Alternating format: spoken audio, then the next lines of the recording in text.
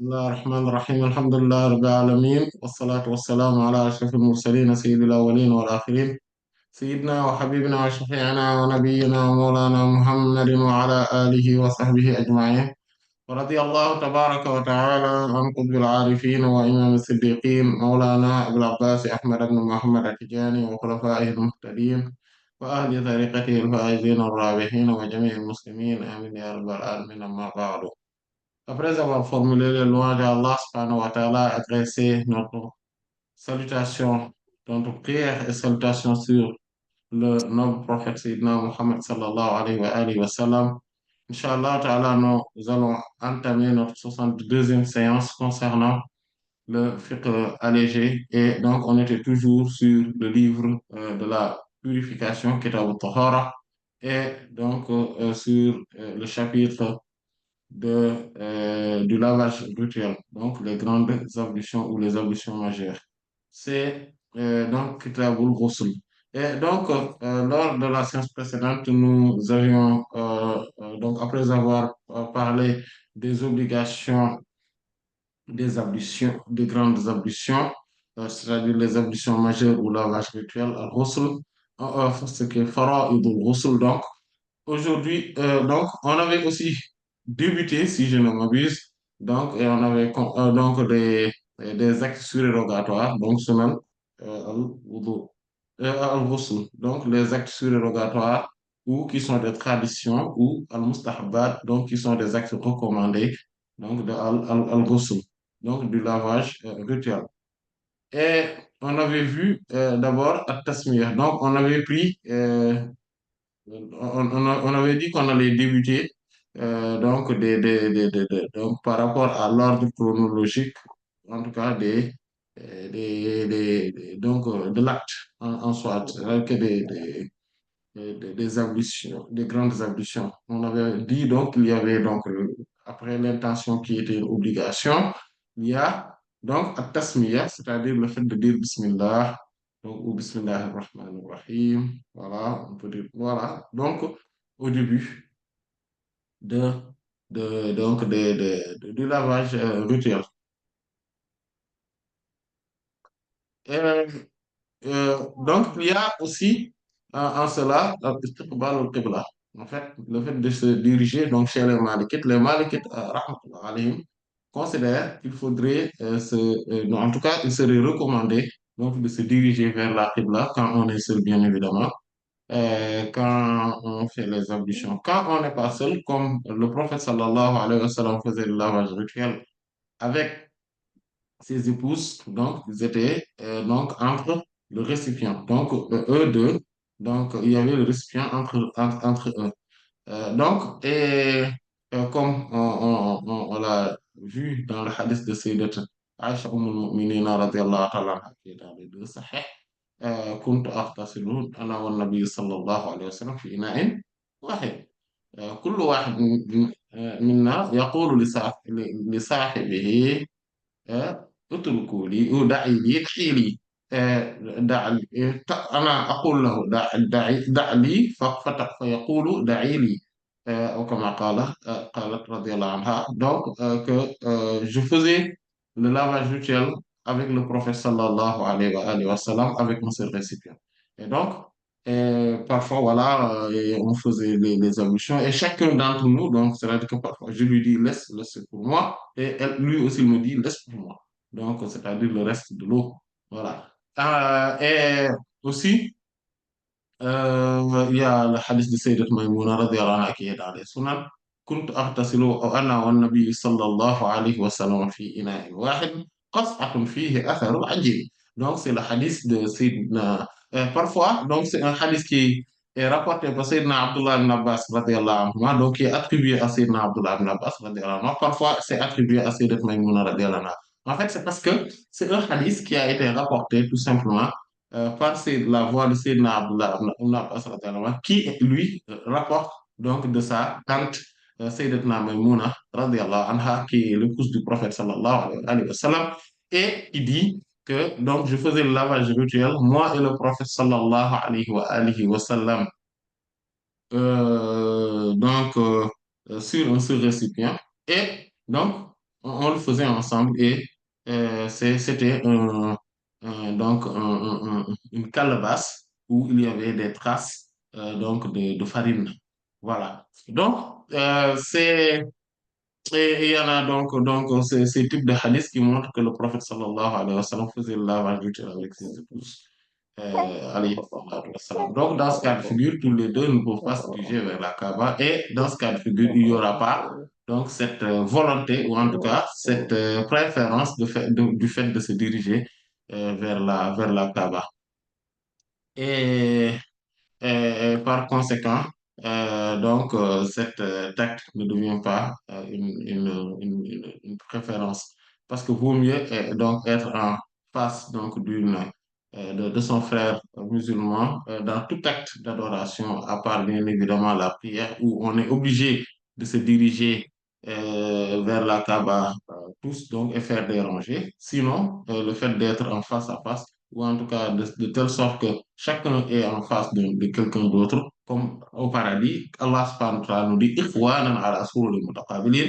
Ils sont là-bas des frères. Donc voilà, il y a un lien de parenté qu'ils sentent entre une fraternité qu'ils sentent. Et donc tous sont comme ça et ils sont euh,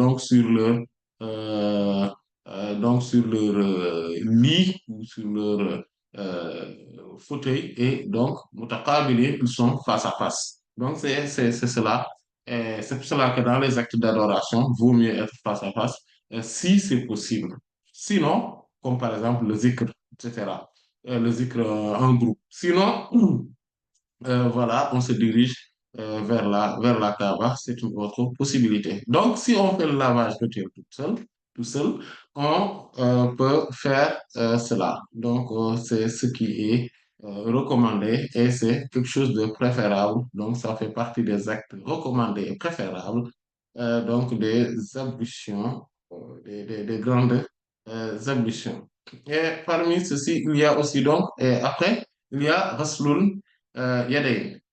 Voilà, Raslul Yadayni ilal Kouaini. Ou voilà, ou Raslul Kaffayni. Et donc, le fait de laver les mains. Et ce lavage des mains, donc au tout début, on le fait 3 fois. Donc ça, c'est important. Donc, on pourra dire Raslul Kaffayni Thalathan. Donc, le fait de laver les, donc les mains, c'est-à-dire quand on dit les mains, on parle pas donc de l'avant-bras ni des bras, donc on dit l'avant-bras, les bras et la main. Donc voilà, donc c'est cette main-là dont on parle là, donc al-kaffayn, donc ces deux mains. Et cela fait partie, donc donc il faudrait le faire avant même de faire quoi que ce soit. Et c'est en vertu donc du hadith de Sayyidat Aisha Mu'minina, radiyallahu ta'ala anha, qui est rapporté dans le Sahih de l'imam Muslim, rahimahullah, أن النبي صلى الله عليه وسلم اغتسل من الجنابة فبدأ فغسل كفيه ثلاثا. Que l'envoyé d'Allah sallallahu alayhi wa sallam a fait le lavage rituel donc, par cause de Janaba. Et il a débuté par le fait de laver donc ses mains 3 fois. Donc il a débuté, il a lavé ses mains 3 fois. Donc, et il y a aussi d'autres hadiths, celle de Sayyidatuna Maimouna radiallahu ta'ala anha, rapportée par Sayyidina Abdullah ibn Abbas radiallahu anhuma également, qui est dans les deux sahih, celui de l'imam al-Bukhari et de l'imam Muslim, alayhima rahmatu wa ridwanul mun'im. Et ce hadith, elle dit, donc Sayyidina Abdullah ibn Abbas radiallahu anhu a dit que c'est ma Sayyidatuna Maimouna radiallahu anha qui a dit qu'adnaytu li rasulillahi sallallahu alayhi wa sallam ghuslahu min al-janaba faghasala kaffayni marratayn aw thalathan thumma adkhala yadahu fi al-ina'i thumma afragha bihi ala farjihi wa ghasalahu bi shimalihi. Donc, c'est ainsi qu'il a débuté le fait de parler donc du lavage rituel. Donc il dit que Sayyidatuna Maïmouna radiallahu anha, ma tante, m'a raconté et elle m'a dit que j'ai rapproché pour l'envoyé d'Allah sallallahu alayhi wa sallam son nom donc de bain pour qu'il puisse faire le lavage rituel donc pour cause de janaba et il a lavé ses mains 2 ou 3 fois. Donc on voit que dans la version où Sayyidatuna donc de Sayyidat Aïcha radiallahu anha, il a bien précisé que c'est 3 fois, même dans ce hadith-là. Dans d'autres versions, il dit salasan, donc trois fois. Puis, il lave et puis il met sa main donc dans le récipient. Et puis, il verse donc de l'eau donc sur ses parties intimes et il l'a lavé, donc il lave donc les parties intimes avec la main gauche. Voilà. Et donc, pour continuer la hadith, et elle dit, ثم ضرب بشماله الأرض فدلك فدلكها دلكا شديدا ثم توضأ وضوءه للصلاة ثم أفرغ على رأسه ثلاث حفنات ملء كفه ثم غسل سائر جسده ثم تنحى عن مقامه ذلك فغسل رجليه ثم أتيته بالمنديل فرده ثم أتيته بالمنديل فرده. Et donc, et c'est un hadith fort important. D'ailleurs, on va le revoir, Inch'Allah, surtout à la fin. Et donc, il continue donc, le récit en disant que puis il a donc frappé sa main gauche sur la terre. Donc voilà. Puis il l'a frotté donc de manière très forte. Puis il a fait donc il a lavé la main gauche. Puis il a lavé maintenant et il a fait donc le wudu comme quand il faisait le wudu pour la prière. Sauf que cette fois-ci en une fois. Mais puis il verse de l'eau sur sa tête, donc trois fois, avec donc trois prises d'eau, donc de pleine de ses paumes. Et il l'a fait trois fois, puis il a lavé la totalité ou le restant de son corps, puis il s'est déplacé, voilà, de son lit. On va voir ça là, Inch'Allah. Le fait de se déplacer de son lit et donc la nuance, surtout faite par les Hanafites, rahmatullah alayhim. Et il dit, puis je lui ai amené, donc, et quand il s'est déplacé, il a lavé après maintenant ses pieds. Puis, je lui ai amené un torchon, une serviette, voilà, plutôt, une serviette, mais il l'a rejeté, il l'a repoussé. Voilà. Donc, ce que je voulais dire, en tout cas, c'est le fait de laver les mains trois fois avant même de débuter en fait le lavage rituel. Ça, c'est une sunna. Surtout quand on se lève donc le matin. Et ça, en fait, si par exemple quelqu'un donc a de la janaba, il faut donc quand il lave ses mains trois fois, le fait de se laver là trois fois devient une obligation si si la personne vient du sommeil.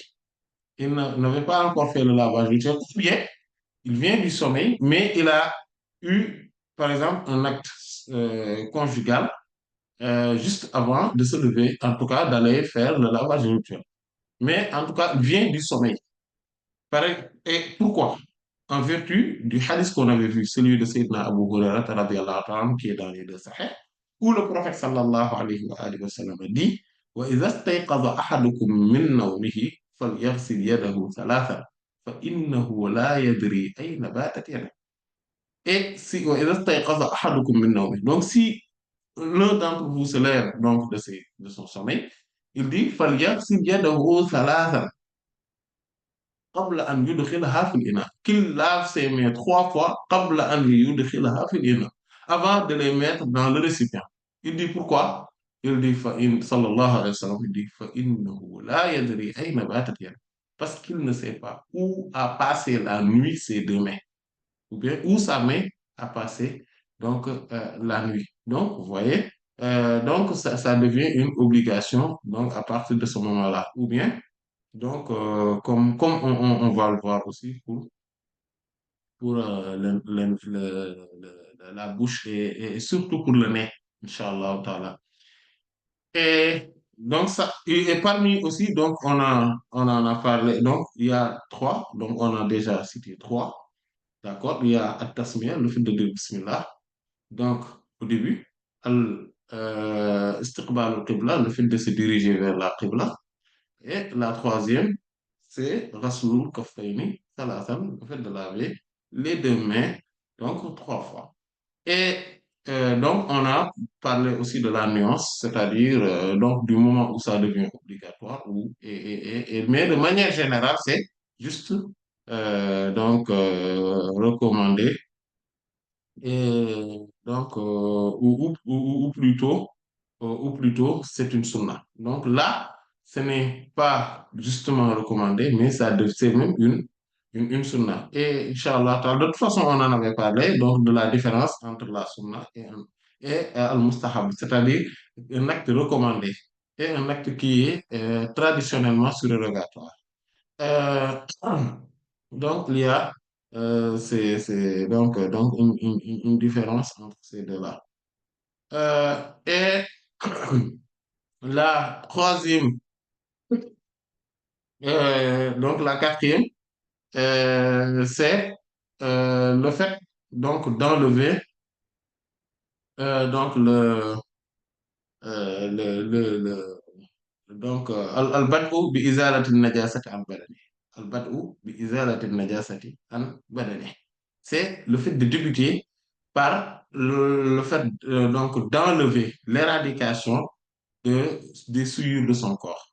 C'est-à-dire que soit la souillure est sur les parties intimes ou sur un autre lieu. Par exemple, et là, on parle de souillure, c'est-à-dire donc des liquides préséminales, donc, ou de l'éjaculation, c'est-à-dire le sperme, ou d'autres choses. En fait, tous, ou tout simplement autre chose qui est soit dans le corps, dans les parties intimes ou autour, ou bien partout où il pourrait se trouver. C'est pour cela qu'on lave entre le nombril et les genoux.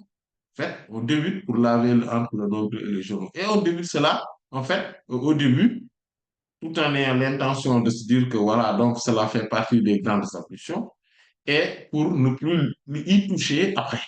En fait, surtout pour l'homme, donc c'est-à-dire l'être humain masculin, pour qu'il ne touche plus et donc ne pas perdre ses ambitions mineures, donc à cette occasion, donc pendant donc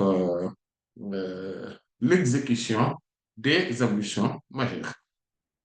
Et, euh, et là, donc, c'est en vertu donc du hadith de Sayyidat Maïmouna radiallahu anha qu'on venait de voir là, parce que là, il dit que donc quand le prophète sallallahu alayhi wa sallam a lavé ses mains trois fois, Sayyidat Maïmouna radiallahu anha dit Summa adkhala yadahu fi ina'i, Summa afragha bihi ala farjihi wa ghasalahu bishimalihi. Il dit que, elle dit plutôt, radiallahu anha, que puis là, il a mis, il a mis sa main donc, dans le récipient et il a pris de l'eau, donc avec sa main droite, bien évidemment, il a pris de l'eau et il l'a versé sur ses parties intimes, il l'a lavé avec la main gauche.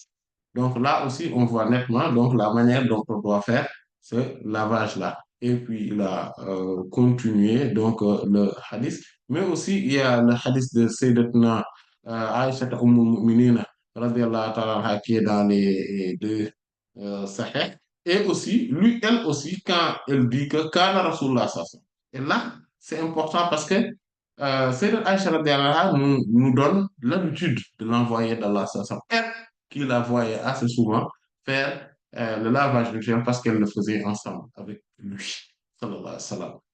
Donc, elle dit que quand Rasulullah sallallahu alayhi wa sallam, إذا اغتسل من الجنابة يبدأ فيغسل يديه ثم يفرغ يمين ثم يفرغ بيمينه على شماله فيغسل فرجه et summa yatawadda. Et donc, puis il dit summa yatawadda wudu'ahu lis-salat pour continuer le récit. En fait, elle dit que quand l'envoyé d'Allah, sallallahu alayhi wa sallam, avait l'habitude, donc c'est-à-dire que c'est ça qu'il faisait fréquemment et presque tout le temps. Et donc, qu'il se lavait donc pour cause de janaba, il débutait en lavant donc ses mains. Puis, il mettait donc sa main droite, donc il prenait de l'eau de sa main droite pour verser sur donc la main gauche, c'est-à-dire pour laver donc ses parties intimes, donc avec voilà, donc avec la main gauche. Puis il fait puis il fait ses ablutions comme il l'aurait fait pour faire la prière. Voilà. Et donc, jusqu'à la fin, donc, pour continuer le récit, elle dit, ثم يأخذ الماء فيدخل أصابعه في أصول شعره في أصول الشعر حتى إذا رأى أن قد استبرأ حفن على رأسه ثلاث حفنات حفن على رأسه ثلاث حفنات ثم أفاض على سائر جسده ثم غسل رجليه. Puis, elle dit que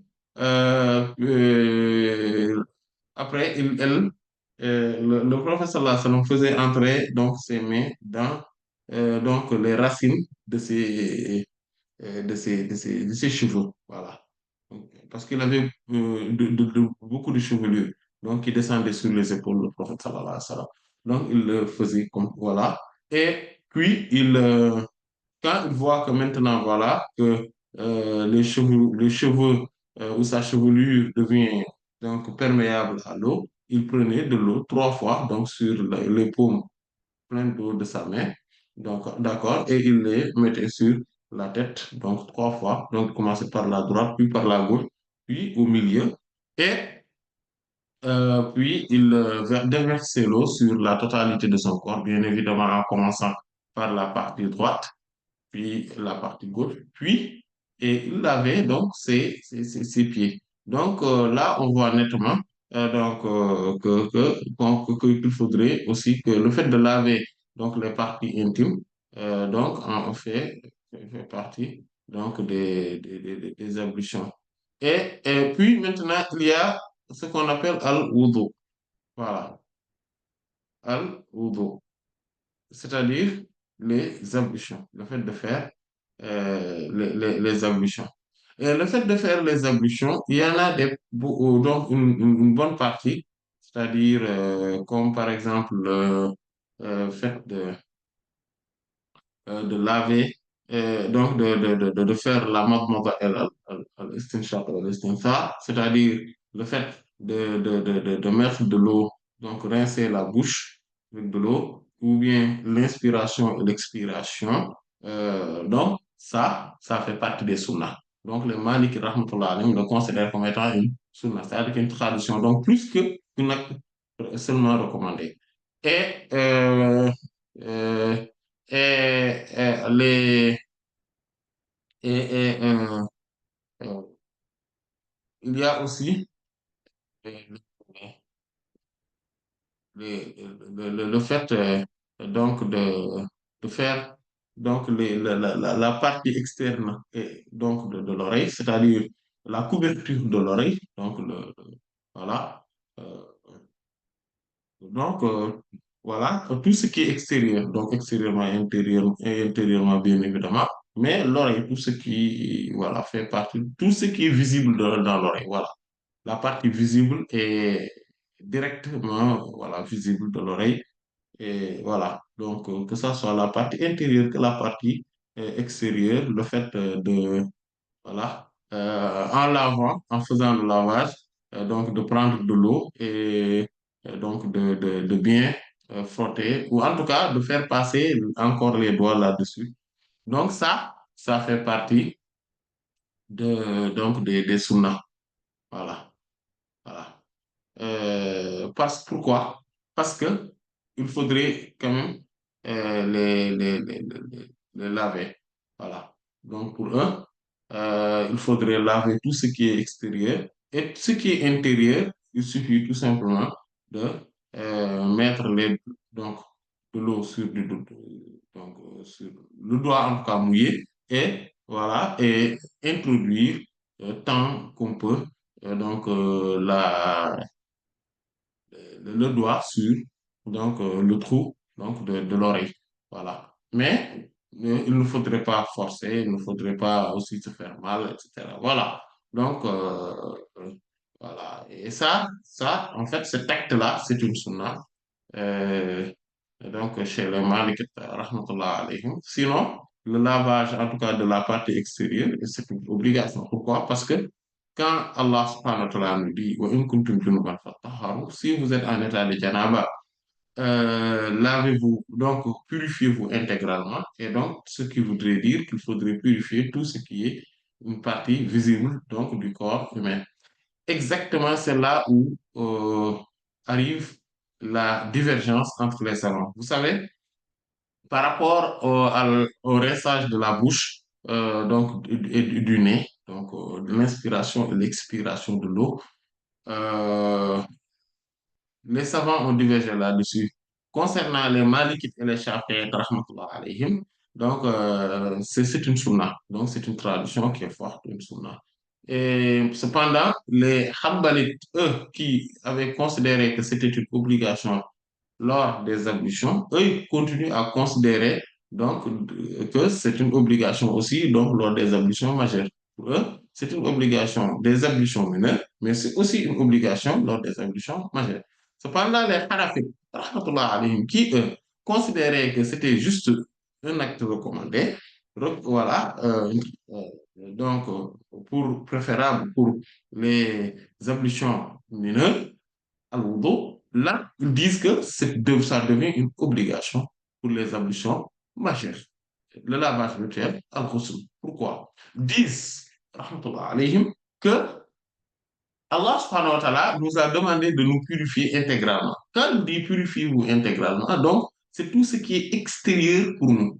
Donc tout ce qui est extérieur, parce que en fait, je m'appesante sur l'avis des Hanafites là, rahmatullah alayhim, c'est-à-dire parce que c'est l'avis des Hanbalites. Mais l'argumentaire est un peu différent. L'argumentaire est un peu différent.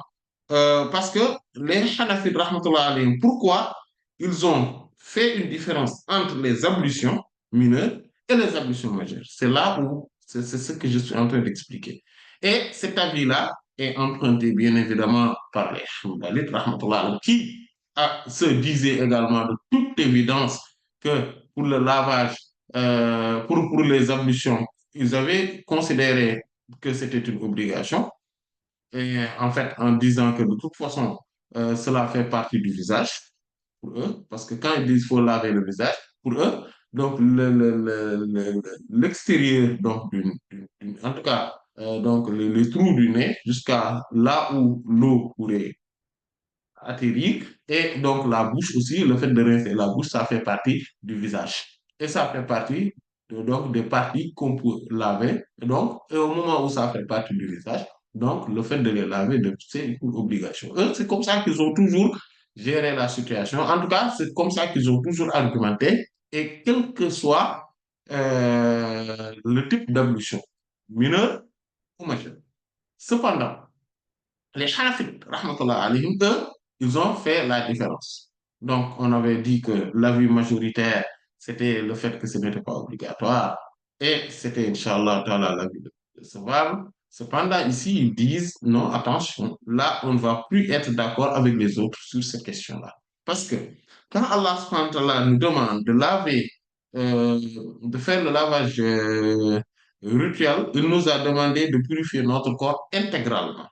Et quand il nous parle de purifier notre corps, donc là, tout ce qui est externe dans le corps humain devrait être lavé. Ça, on est d'accord là-dessus. Aussi bien nous-mêmes que ceux qui ne sont pas d'accord sur cette question avec nous. Nous tous, on est d'accord que le plus important, c'est de laver tout ce qui est externe du corps humain. Tout ce qui est extérieur, à l'extérieur du corps humain. Ce qu'on ne peut pas laver, c'est ce qui est à l'intérieur. Et ils disent que là, les narines et la bouche à l'intérieur font partie de l'extérieur du corps humain. Et ils en veulent pour témoignage, pour témoin et pour preuve quand on est en état de jeûne. Quand on jeûne, le simple fait de prendre de l'eau, de le mettre dans les narines, et donc de l'inspirer et de l'expirer, n'annule pas le jeûne. Pourquoi? Parce que on n'est pas encore dans l'intérieur du corps. Et quand on prend de l'eau, on rince la bouche, on n'est pas encore dans l'intérieur du corps humain, donc ce qui fait qu'on n'annule pas le jeûne. Et c'est abordable et c'est faisable. Il n'y a aucune difficulté de le faire. Donc, Pour eux, c'est une obligation. Mais pour les Malikites, donc, rahmatullah alayhim, bien évidemment, et les Shafi'ites, rahmallahu al-jami', donc ce n'est pas une obligation pour eux. Pourquoi? Parce que pour eux, cela fait partie donc euh, donc de l'intérieur, de toute façon. Comme pour les ablutions, cela faisait partie de l'intérieur. Donc ici aussi, ça fait partie de l'intérieur, ça ne fait pas partie de l'extérieur. Voilà, tout simplement. Donc c'est pour ça que les Maliks, rahmatullah alayhim, donc, mais ils disent que on va quand même élever un peu le niveau. On ne va pas dire que c'est préférable seulement, on va dire que c'est même une sunna, c'est une tradition. Parce que vous vous rappelez qu'on avait fait un exposé là-dessus entre la sunna et les autres termes comme fadila, mustahab et mandoub. Donc, ce sont ces trois-là qui sont des synonymes. Et donc, et après, il y a riba, il y a nafila, il y a Tatawa. Donc, si vous vous rappelez, en fait, pour retrouver la séance dont on avait développé tout cela et leurs différences respectives, il faudrait retrouver, donc, c'est que lorsqu'on commençait à énumérer, on avait fini, en tout cas, d'énumérer les actes obligatoires des ablutions, faraïd de wudu, des ablutions mineures. Et juste avant de parler des actes méritoires, des ablutions donc surérogatoires et méritoires, des ablutions mineures, on avait fait cet exposé-là. Inch'Allah, si vous retournez vers ces séances-là, vous allez retrouver. Et donc, ces différences donc, qu'on avait bien détaillées en une séance à peu près.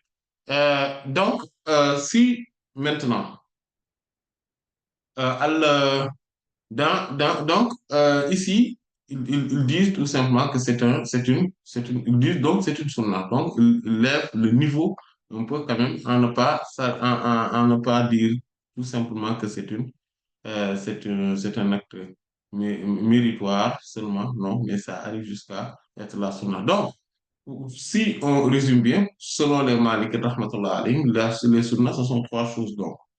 Trois choses. Et tout le reste, ce sont des actes méritoires. Juste mustahab, donc c'est-à-dire préférable, fadila, méritoire, et mandoub, recommandable. Donc ce sont, voilà. Mais sinon, trois sont sunnah.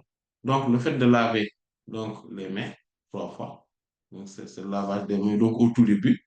Donc, et dans les ablutions, le fait de rincer la bouche et le fait d'inspirer, d'expirer, d'accord, ça fait partie de la sunna. Et la troisième, c'est après le lavage donc, de la partie externe de, de, de, de l'oreille, ok, le fait de prendre donc le doigt et le mettre sur, euh, voilà, sur l'intérieur tant qu'on peut. Voilà. Voilà, francophone. Ça, ces trois choses-là, donc, ça font partie donc, des sunnas. Et le reste de tout ce qui a été énuméré fait partie des actes méritoires. Et donc, les ablutions, donc, de manière générale, c'est méritoire. Et en fait, en vertu de tous les hadiths qu'on avait vus, euh, et il faudrait comprendre également que, en fait, le prophète sallallahu alayhi wa sallam donc le demandait même pour la prière morte, pour le lavage mortuaire.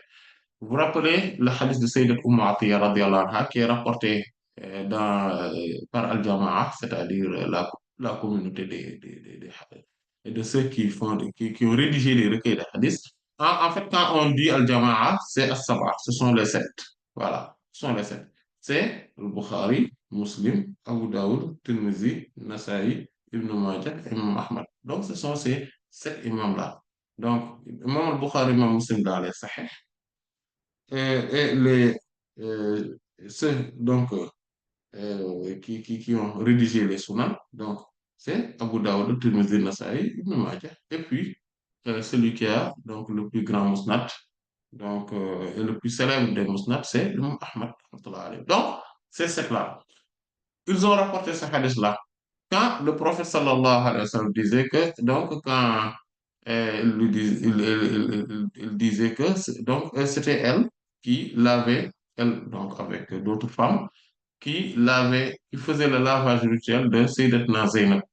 Zainab, la fille du prophète, c'est la fille aînée du prophète sallallahu alayhi wa sallam. Donc, le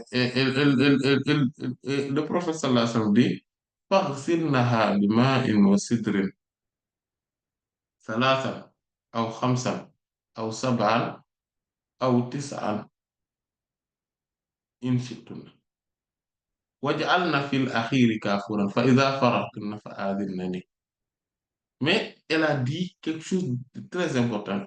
Le prophète sallallahu alayhi wa sallam les a dit, bon, ou bien on va laisser toute cette partie-là. Elle a dit, فَابْدَأْنَ بِمَيَامِينِهَا وَبِأَخْضَارِ minha. Débuter par, donc c'est un long, relativement un long hadith, elle dit, débuter par les parties, donc les parties droites de son corps, d'accord, et les membres des ablutions, et ces membres d'ablution. Donc, c'est-à-dire que, euh, vous voyez que, comme le prophète a dit, sallallahu alayhi wa sallam, umirtu an asjuda ala sab'ati a'zum. C'est un hadith donc, qui est dans les Sahih. Où le prophète sallallahu alayhi wa sallam dit comment demander, comment ordonner de faire la prosternation sur sept euh, os, sur sept os, c'est-à-dire OS, d'accord? Os et articulation, c'est-à-dire donc les deux mains, ok? Euh, donc le visage, donc ça c'est un seul os. Donc la plante des pieds et donc les genoux. Donc on a sept. Le prophète sallallahu alayhi wa sallam, si on regarde ça, on se rend compte que ces sept parties-là du corps, ce sont les meilleures parties du corps humain. Et c'est aussi les parties, c'est ce qui concerne ce qui est aussi lavé lors des ablutions. Donc, c'est quoi? C'est les mains. Quand on fait les ablutions, on lave les mains, les pieds et le visage, donc, et la tête. Donc, le fait de débuter, quand on fait le lavage rituel, d'accord? Les ablutions majeures, ou bien on fait le lavage mortuaire. Le fait qu'on débute d'abord par une ablution, ces ablutions-là, et c'est très important, ces ablutions-là ne sont pas les ablutions qui lèvent donc l'impureté immatérielle. Non, ce ne sont pas ces ablutions-là. Ces ablutions-là font partie intégrante donc du lavage rituel, c'est-à-dire que des ablutions majeures. Ces ablutions mineures là qu'on commence. Beaucoup pensent que, en fait, ces ablutions-là, on le fait parce que au début, c'est c'est une ablution en tant que telle. Non, non, ce ne sont pas des ablutions en tant que telles. C'est-à-dire que ce sont des actes. Parce que au moment où le corps humain est composé de plusieurs membres, d'accord? Et les membres les plus honorables, ce sont les membres des ablutions qu'on lave lorsqu'on fait les ablutions. Donc, on débute par ça. On débute par ces parties-là qui sont les plus honorables du corps humain. C'est pour cela qu'on commence par faire d'abord des ablutions. Et donc, si donc une personne qui fait le lavage rituel n'a pas besoin de refaire les ablutions, même s'il le fait de la manière la plus simple possible. C'est-à-dire, il y a la douchette qui est là, elle ouvre donc de l'eau, d'accord, elle ouvre le robinet, donc et l'eau se déverse sur lui, il fait tout pour juste pour voilà, frotter un peu, c'est-à-dire faire passer la main sur son corps, puis tout simplement,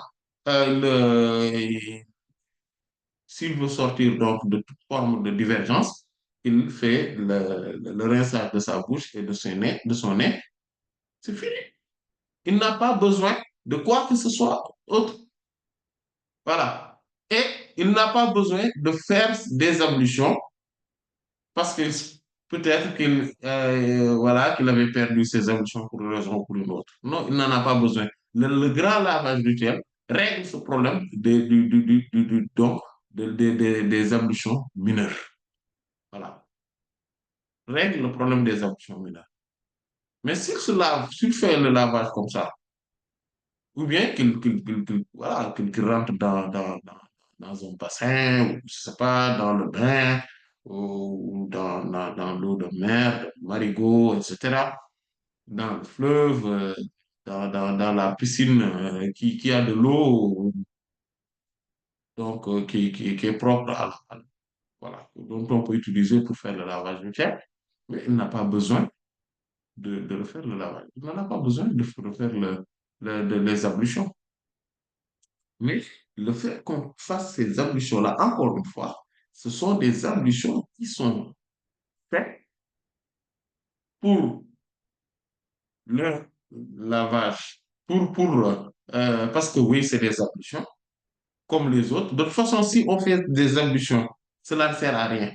En fait, il faudrait qu'on le comprenne bien, que quand on est en état de janab, ou bien on vient de voir ses menstrues, ou bien c'est logique, et qu'on fasse des ablutions, ces ablutions-là ne servent strictement à rien. Il faut faire le lavage rituel. C'est-à-dire que ces ablutions-là, on peut le faire pour aller dormir, on peut le faire pour, je sais pas, voilà, d'autres choses. Mais on ne le fait pas en se disant que oui, je peux me permettre pour telle ou telle chose parce que j'ai fait mes ablutions. Ces ablutions mineures ne servent strictement à rien. En fait, les ablutions qu'on fait là, et qu'on est en train de dire, parce qu'on le fait une fois. C'est-à-dire que tout ce qu'on lave, on le lave qu'une seule fois. Et ça, c'est un principe. Pourquoi? Parce que ces ablutions-là n'enlèvent, c'est-à-dire que ne sont pas là, encore une fois, pour réparer donc une impureté mineure, une pureté immatérielle mineure. Non. Ces ablutions sont là parce que tout simplement, ces parties du corps concernées par les ablutions mineures sont les plus nobles de l'être humain. C'est tout. Voilà. Donc, débuter par les ablutions, c'est c'est un acte méritoire. D'accord? Voilà. Et maintenant, il y a un autre aspect là-dessus, ce qu'on disait, c'est que le fameux hadith de Sayyidina Abu Huraira, radiallahu anhu, dit وإذا استيقظ أحدكم من نومه فليستنثر ثلاثا فإن الشيطان يبيت على خيشومه. Donc, c'est un hadith qui est dans les de Sahih. Donc, voilà, c'est une partie donc, donc du hadith précédemment cité qui recommandait de laver les mains 3 fois avant de mettre l'eau sur, de mettre la main sur l'eau. Pourquoi? Parce qu'il dit qu'on ne sait pas où les mains ont passé la nuit. Là aussi, c'est pareil. Il dit que celui qui se lève de son sommeil, qu'il euh, fasse l'inspiration de l'eau 3 fois. 3 fois. Et ça, c'est tout. En fait, il est obligé de le faire. Et il dit, pourquoi? Il dit parce que Shaitan passe la nuit dans le canal nasal, le khayshum, dans le canal nasal, c'est-à-dire au fond donc, du trou là, du canal du nez, le tuyau là, au fond, c'est là où Shaitan passe la nuit. Donc, il faut faire l'inspiration, une forte inspiration 3 fois. Et vous vous rappelez du hadith de Sayyidina Laqit ibn Sabra, radiallahu ta'ala anhu, qui est dans le sunan de l'imam Abu Dawud, rahimahullah, où le prophète sallallahu alayhi wa sallam il dit أسبغ الوضوء وخلل بين الأصابع وبالغ في الاستنشاق إلا أن تكون صائما. Donc, euh, il dit accomplis parfaitement les ablutions et euh, euh, passe bien les doigts entre. Donc, il faut bien frotter entre les doigts.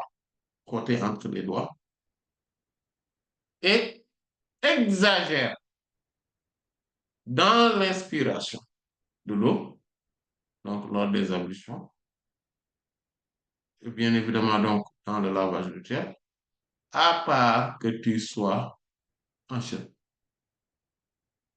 À part que tu sois en jeûne. Mais sinon, exagère. Parce que si par contre on jeûne, si on exagère, on risque que l'eau, parce que c'est dans le canal nasal est lié à la gorge, donc on risque que l'eau passe à travers la gorge et rompe le jeûne alors. Donc il faut faire très attention par rapport à cela. Euh, donc, tout cela nous montre donc l'importance donc, de ces émissions. Donc, qu'est-ce que cela voudrait dire? Tout simplement, ce qu'on veut dire, c'est que on fait tout une seule fois lorsqu'on fait les ablutions, lors du lavage rituel, sauf si en fait on vient du sommeil.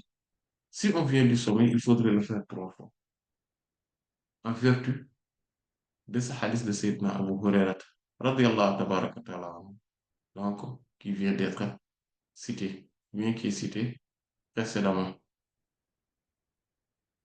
Euh, il y a aussi parmi donc les actes méritoires, donc le fait de verser l'eau sur donc la tête 3 fois. Donc on en a parlé. Les hadiths précités de Sayyidatuna Aïcha et de Sayyidatuna Maïmouna radiallahu anhuma, donc en ont donné l'illustration.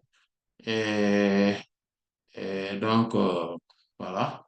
Et il y a aussi le hadith de Sayyidina Jubayr ibn Mut'im, radiyallahu tabaraka wa ta'ala anhu, qui a été donc cité lors des séances précédentes. C'est lorsque le prophète sallallahu alayhi wa sallam dit, Amma ana, fa ufidu ala ra'si thalatha, et voilà, donc, et summa ufidul ma'a ala sa'iri jasadi wa ana tahir. Donc, il dit que moi, ce que je fais, c'est que je mets tout simplement, je déverse de l'eau sur ma tête 3 fois. Puis voilà. Et il y a dans une autre version, il dit wa ashara bi yadayhi kiltayhima. Et il montre donc ses deux mains, comment il le fait. Voilà, comme ça. Il déverse donc sur la partie droite, sur la partie gauche et puis au milieu, comme l'a préconisé le hadith de Sayyidatuna Aïcha, Ummul Mu'minina, radiyallahu ta'ala anha. Il faudrait comprendre également que le fait de déverser donc de l'eau sur la tête 3 fois, c'est parce que aussi il y a la chevelure. Et donc aussi bien pour les femmes, si vous vous rappelez, on avait vu le hadith de Sayyidat Salama, radiyallahu anha, où le prophète sallallahu alayhi wa sallam donc lui avait dit إنما يكفيك أن تحث الماء على رأسك 3 حثيات ثم تفيض الماء على سائر جسدك فإذا أنتقت طهرت et dans une autre version فإذا تطهرين. Et donc c'est il te suffit tout simplement de déverser sur la tête 3 fois de l'eau, puis donc tu déverses de l'eau donc sur la totalité de ton corps et te voilà purifié. En fait, pourquoi il insiste sur la tête 3 fois? Parce qu'il y a de la chevelure, tout simplement. Donc, il faudrait tout faire pour que l'eau puisse accéder donc à la peau, mais il ne faudrait pas non plus être maniaque, vous voyez, être obsédé. Voilà, il faudrait tout simplement faire cela de manière raisonnable, voilà, et de manière normale. Et que, donc, quand on fait donc le lavage rituel, donc on déverse tout simplement donc, dans les autres parties, donc on les fait que qu'une seule fois. Et quand on fait, par exemple, comme au début, on avait fait les lavages, donc les ablutions une par une, donc c'est-à-dire chaque membre du corps concerné par les ablutions, on le lave une seule fois. Et la tête, par contre, on ne passe pas la main dessus comme sur les ablutions. Non, on déverse de l'eau sur la tête.